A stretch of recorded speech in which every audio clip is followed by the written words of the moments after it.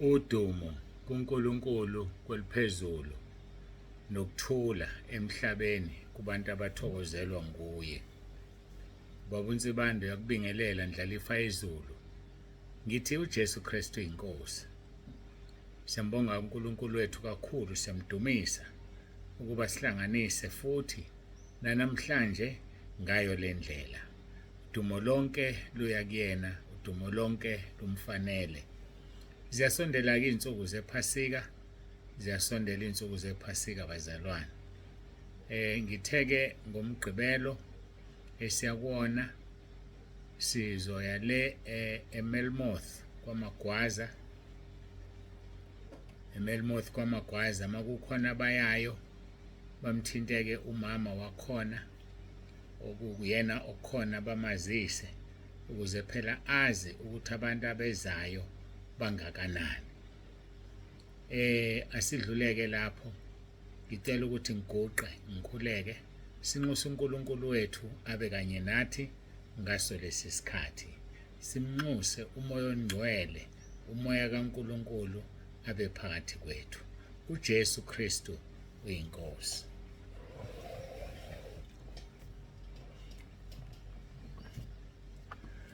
Baba ongcwele, baba olungileyo, egameni lomfowethu uJesu ngiyathandaza ukuba Nkosi ukhulumisane nempilo zethu ngomoya oyingcwele. Ngiyakhuleka moya oyingcwele ukuba Nkosi uthinta inhliziyo yalo naloyo. Nkosi sisalungiselela ukuba sibe ngcwele phambi kobuso bakho, singasali uma kuhluthwa ibandla. Siyabonga Nkosi ukusakhela ikhaya lezwi. Simele ukubonga ngoba Nkosi ngaphandle kwalo belingekho ithemba lokungena ezulwini, kodwa ngenxa yekhaya lezwi, ngenxa yezwi lakhe elikhulunywa zonke izinsuku, amathemba makhulu ukuthi ngomhla wokuphela sizongena ezulwini, nokuthi mawubuza olanda ibandla sizohlwithwa kanye nawe Nkosi. Siyakucela ke uNkulunkulu wethu uqhubeke ukhulume uzambule, silungiselele usuku olukhulu oluzayo, usuku lukaJehova. uJesu Kristu inkosi. Amen.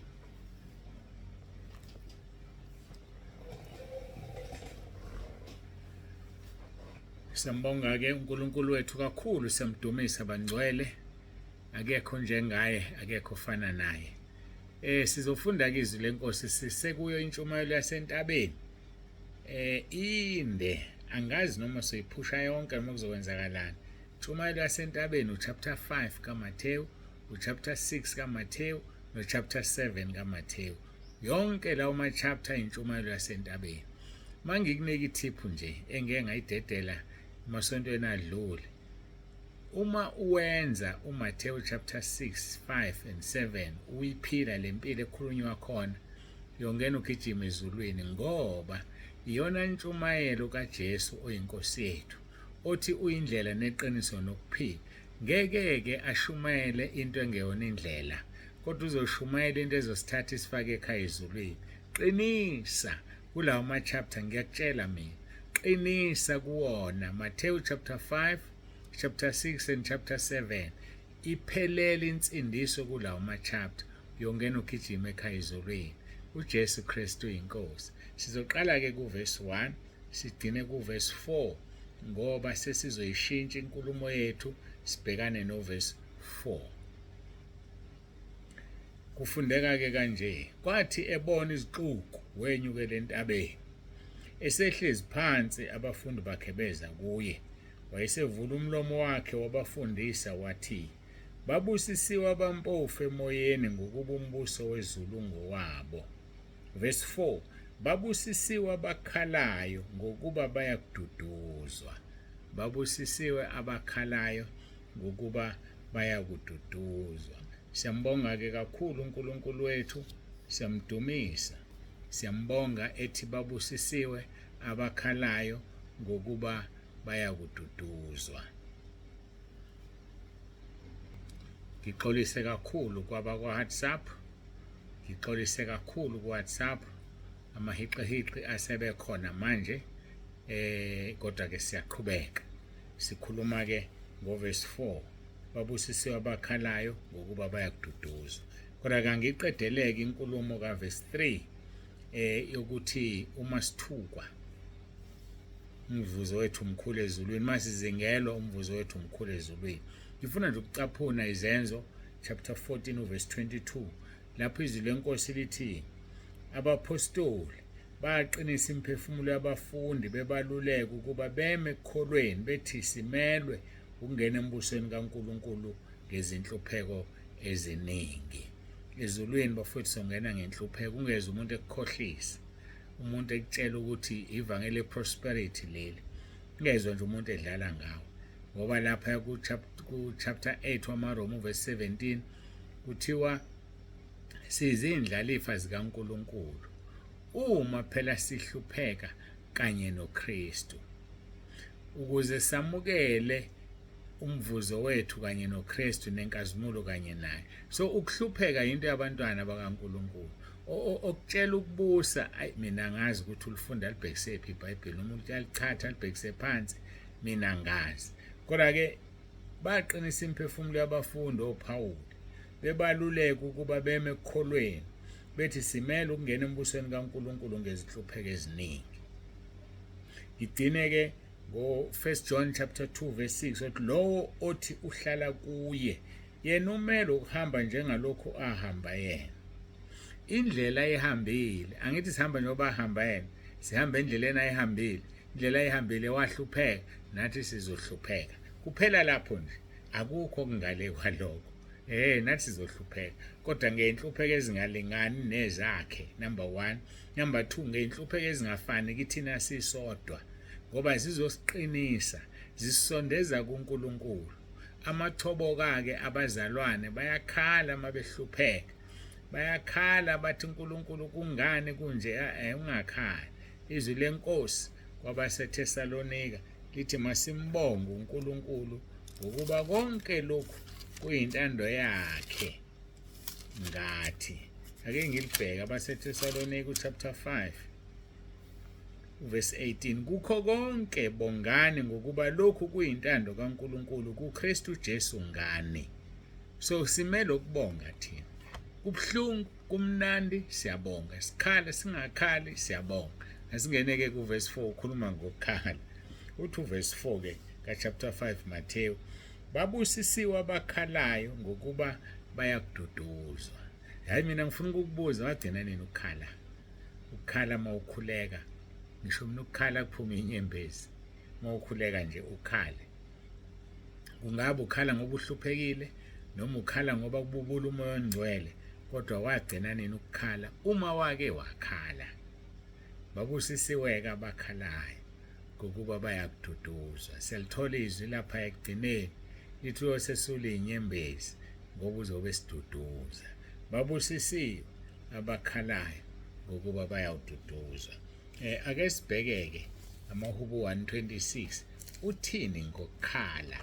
AmaHubo 126 uverse 5 noverse 6 uthi abahlwanyela ngezinyembezi bayakuvuna ngokuthokoza.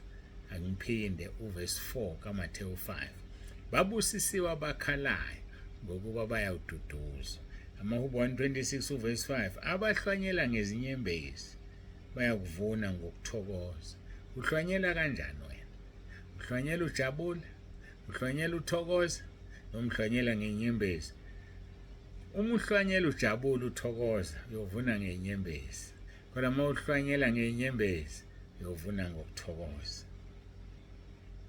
Uthi ku verse 6 wamaHubo 126, ohambe ekhala izinyembezi ephethe imbewu yokuhlwanyela uyakubuya ngokuthokoza ephethe izinyanda zakhe. Ohamba ephethe imbewu ekhala izinyembezi, imbewu yokuhlwanyela, uyobuya ngokuthokoza ephethe izinyanda. Isimanga lesi, isimanga lesi esisikhuthaza abafowethu ukuthi asihlwanyele. Ngesinye isikhathi sihlwanyela sijabula, ngesinye isikhathi sihlwanyela sikhala. Lithi izwi lenkosi, ubusisiwe onikele ethokoza. Kodwa futhi kukhona lesi sikhathi ozonikela ukhala utshale ukhala kodwa uyobuya nenyanda ujabule. Angazi noma uyangizwa. Utshala ukhala uyobuya nenyanda ujabule. Isimanga lesi sikhulunywa la. Isimangaliso ngendlela ekukhulunywa ngayo uJesu Kristu inkosi. Uma ke sibuka abaseKorinte besibili sisakhuluma ngokuhlwanyela nje okungukunikela, abaseKorinte besibili chapter 9 verse 5 kuya ku verse 15 lithi izwi lenkosi verse 5. Ngalokho ke bengithi kudingeka ukuba ngincenge abazalwane ukuba bandulele ukuza kini, balungisele ngaphambili isipho senu esathenjiswa ngaphambili, sona sihlale silungisiwe, sibe njengasesibusiso, singabi njengesokuncishana. Isibusiso.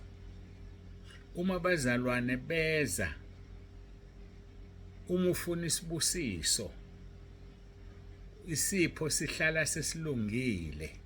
Isimangalisi. Kusho njalo uPaul. Ngalokho ke bengithi kudingeka ukuba ngincenga abazalwane ukuba bandulele ukuza kini, balungisele ngaphambili isipho senu esathenjiswa ngaphambili, sona sihlale silungisiwe, sibe njengesibusiso, singabi njengokuncishana. Kusho ukuthi isipho esinjengokuncishana esinjani? Esincane, khombisa ukuthi abazalwane bayancishana, kodwa kufuneka isipho esikhulu esikhombisa ukuthi sisibusiso. Abantu bamnikeze umntwana kaNkulunkulu lokhu abafisa ukuthi nabo babusiswe ngakho, kungabi isipho sokuncishana. Sidlulele ku verse 6. Kepha nakho ohlwanyela ingcosana uyakuvuna ingcosana, nohlwanyela kakhulu uyakuvuna kakhulu. Uhlwanyela kanjani wena? Uyanikela nje? Uyahlwanyela yini? Uyahlwanyela yini uma kuza umntwana kaNkulunkulu lapho ebranchini? Kuza umntwana kaNkulunkulu lapho ekhaya kwakho. Yazi phela abafundisi bayafika emakhaya. Yini omhlinzeka ngayo? Yini oyinikelayo? Uhlwanyela ngani? Ngokuncane noma ngokukhulu na? Bayafika emakhaya befundisa. Mhlawumbe uyagula bazokubona, kuhle lokho, bazokhuleka bahambe. Kodwa ngelinye ilanga ummeme nje umfundisi, kungenzeke lutho, afike ekhaya letha umkhuleko, kanti khona isibusiso sombekele sona. Kepha nakho ohlwanyela ingcosana uyakuvuna ingcosana, uverse 6 lo, nohlwanyela kakhulu uyakuvuna kakhulu. Yilona loyo anikele njengalokho azikhethele khona enhlizweni yakhe. Umuntu uyazikhethela anikela ngakho enhlizweni yakhe. Ngake ngayikhuluma le, ngizoyiphinda namhlanje. Ibandla lisanda ukuqala eminyakeni eminingi edlule, ngangizikhethela ukunikela ngo-50 rand. 50 rand nje nganginikela ngawo, imali ingekho, sidonsa kanzima. Kwahamba uNkulunkulu wasibusisa, ngakhuphuka ku-50 rand, ngayinqumela ukunikela ngo-100 rand. Njengamanje sengazi ninqumela nje. Ngikhuluma ngokuyinqumela ukuthi mina makunikelwa ngiphethe u200 rand wokunikela, iphepha elikhulu kuna wonke. Kube kuthiwa kuno500 rand ngabe nginikela ngo500. So nginikela ngephepha elikhulu. Lithi izwi umuntu akube yilona loyo anikele njengalokho ezikhethele khona enhlizweni yakhe, kungabi ngokudabuka nangokucindezelwa, ngokuba uNkulunkulu uyamthanda onikela ethokoza. So thina befundisi masibe isibonelo ukuze ibandla likunikelele, nikela. Lizokubamba emoyeni ibandla siuveze umnikelo, kodwa lizobamba emoyeni uzobona imali ingena, kanti ingeniso ukuthi una uyanikela. Makunikelwa nje enkonzweni, ngisukuma qala ngiyonikela ngisibonelo. Uyanikela wena mfundisi noma uyahlala uthi banikelela wena? Hayi asazi. Usukuma qala mfundisi uyonikela. Unikela iphepha elingaphezulu kwabo bonke ngoba lelo phepha lidonsa ukuthi nabo banikele bese beceba. Umfundisi onganikeli wenza ibandla lihlupheke. Liyahlupheka ibandla lomfundisi onganikeli. Kodwa umfundisi onikelayo wenza ibandla licebe ngoba nalo liyanikela bese uNkulunkulu uyalibusisa. Angazi noma ngezwakala yini. Angiphinde uverse 6. Kepha nakho ohlwanyela ingcosana uyakuvuna ingcosana, nohlwanyela kakhulu uyakuvuna kakhulu. Yilo nalo yanikele njengalokho ezikhethele khona enhlizweni. Uyazikhethela enhlizweni ukuthi ngifuna ukunikela ngento engaka. Ngoba unakile ukuthi ohlwanyela ingcosana uzovuna ingcosana, ohlwanyela kakhulu uzovuna kakhulu. Kungabi ngokudabuka nangokucindezelwa. Unganikeli ucindezelekile noma ngokudabuka. Ngokuba uNkulunkulu yamthanda onikelayo, enikela ethokoza. Kufanele ukunikelayo uthokoze. Unganikeli u200 rand nje ukuba kunsibandesho kanti wena uthokozi ngalo 200. Angazi noma uyangizwa yini. Awuthokozi. Nikela uthokoza kodwa uzinqumele enhlizweni yakho ukuthi uzonikela ngani, engqondweni yakho ube wazi ukuthi uhlwanyela kangakanani. And uzovuna ngangokuhlwanyela kwakho. Verse 8. Kepha uNkulunkulu unamandla okunipha umusa wonke uvame, ukuze kuthi ninokwanele konke ezintweni zonke ngezikhathi zonke nivame imisebenzi yonke emihle. uNkulunkulu ke loyo onamandla okunipha umusa wakhe, ukuthi ninakho ninokwenele kodwa nivame emsebenzini emihle. Kungathi unokwenele ube nesandla esigoqene, ngoba sibusisiwe isandla esiphayo kunesamukelayo. Ngeke ngithobeke ngendlela emangalisayo. Khona ama-branch athi umuntu maye kuwona abuye kuvuniwe abantu azalana abatshala. uNkulunkulu anibusise. Thola ukuthi bavunile, sibuya nombila, sibuya namathanga, sibuya nalokhu nalokhu. uNkulunkulu anibusise.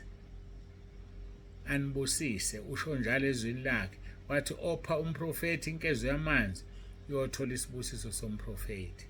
So ke opha umpostoli uzothola isibusiso sompostoli. uNkulunkulu anibusise bafowethu ngendlela emangalisayo. Siyabonga, siyathobeka. Sisuka la besingenakho ukudla, singazi ukuthi sizolala zidleni sinomama uNtsibande nabazukulu. Ilapho lasisuka khona. Khona namhlanje masiphuma kunabazalwana abayefundile inkonzo yokunikela, abayazi inkonzo yokunikela. Ngakho ke uNkulunkulu wethu unamandla okunipha umusa wonke uvame. Yabona umusa, ifavor kaNkulunkulu akunike bese iyavama, ukuze kuthi ninokwanele konke ezintweni zonke ngezikhathi zonke nivame imisebenzi yonke emihle. Simanga leso. uNkulunkulu uma unokwanele ukunika bese kube ngathi uyakudikila. Bese kuthi abahluphekayo bahlupheke kakhulu. Kwenziwa yini? Ngoba bafuna ukunikela lokho okuncane abanakho kungangamandla abo. Hayi kwathi ngiye lapha kanti bese ngifuna ukuvala. Kwathi ngiye lapha kuMarko chapter 12 uverse 41 umnikelo womfelokazi. Wayesehlala phansi maqondana nomphongolo womnikelo uJesu wabuka isixuku sibe kumnikelo emphongolweni. NoJesu wayinikelisa bafowethu. Kwakunikelwa la kwakunenkosi uJesu khona. Uhlezi ke ngasemphongolweni ubuka abantu benikela. Abaningi abacebileyo babeka kakhulu. Ezwe lonto babeka kakhulu abacebileyo. Verse 42. Kwase kufika umfelokazi ompofu wabeka amafadinga amabili okuyisitebele. Ngolimi lwanamhlanje ngo5 cent ungasathengi nje, wabeka o5 cent ababili oku10 cent. Lo mfelokazi wayesebabiza abafundi bakhe wathi kubo, ngiqinisile ngithi kini lo mfelokazi ompofu ubekile kakhulu kunabo bonke ababeka emphongolweni, ngokuba bonke babeka kokuchithimileyo kwabo, kepha yena ebumpofini bakhe ubeke konke nakho, konke abephila ngakho. Ubeke konke nakho, konke abephila ngakho. Yasizwe isibusiso silandwaphi? silandwa kude kabi isibusiso, silandwe ekuhluphekeni.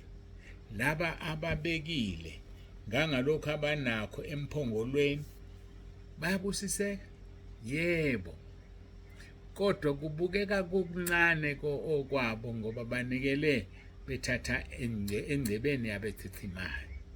Lo nikele kancane ngamehlo abantu ngoba uthathe la engenalutho khona, uyena obusiseka kakhulu. Isimanga lesi ngokuba bonke babeka kokuchithimileyo kwabo, kepha yena ebumpofini bakhe ubeke konke anakho, konke abephila ngakho lo mfelokazi. Ilokho-ke bengichaza ngisuka laphaya esithi uNkulunkulu onamandla okunipha umusa wonke uvame ukuze kuthi ninokwanele konke ezintweni zonke ngezikhathi zonke nivame emsebenzini yakhe emihle. Zivame emsebenzini yakhe emihle. Yenza kahle, yipha, nikela. Akusho ukuthi ukunikela enkonzweni kuphela noma ukunikelela umfundisi wakho kuphela. Nikela, bona izidingo zabantu uNkulunkulu mayekunikile. Nikela ulandisa ubusiso wena. Ngizogcina la ngokugcinwa inkosi. Sizoqhubeka noverse 9 kusasa wabaseKorinte besibili uchapter 9. Ngiyacela sigoqe sikhuleke. Sikhuluma ngane kahle hlesi kuverse 4 kaMathewu 5. Othi babusisiwe abakhalayo ngokuba bayakududuza. Sasuka kulabo abakhalayo sasisithi abahlwanyela ngezinyembezi bayakuvuna ngokuthokoza. Uhambe ekhala izinyembezi ephethe imbewu uyakuhlwanyela, imbewu yokuhlwanyela uyakubuya ngokuthokoza ephethe izinyanda zakhe. Asiguqe sikhuleke.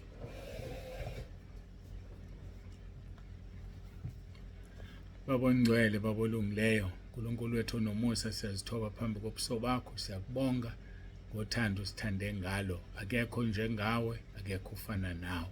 Siyabonga ngale nkonzo Nkosi osifundisayo. Washumayela entabeni, sibuka intshumayelo yasentabeni. Siyazi Nkosi ukuthi masenze uMathewu chapter 5, chapter 6, chapter 7 songena sigijima ezulwini. Wamtshela nomunye umzalwane, umbizile wamkhipha emzimbeni wamletha ezulwini. Uyena wabuya naleyo message ukuthi uthe owenza uMathewu chapter 5, chapter 6 no chapter 7 ezulwini yongena egijima. Siyakubonga Nkosi, siyabonga. Sipha amandla okwenza lama chapter. Siyazi ukuthi awalula, kodwa ngawe Nkosi osiqinisayo sizokwenza. Siyabonga ke Nkosi, ngicela ungibusisele bonke abaletha abantu. Babusise Nkosi abakhulisa ikhaya lezwi. Ngibanikela kuwena ngoba uNkulunkulu ongahlulwa lutho. Dumo lonke lungo lwakho lukufanele. Izikhathi zingakabi bikho namanje kuze kube phakade, ngoba nguwena izolo, uwena namhla, uwena engunaphakade. uJesu Kristu inkosi. Amen.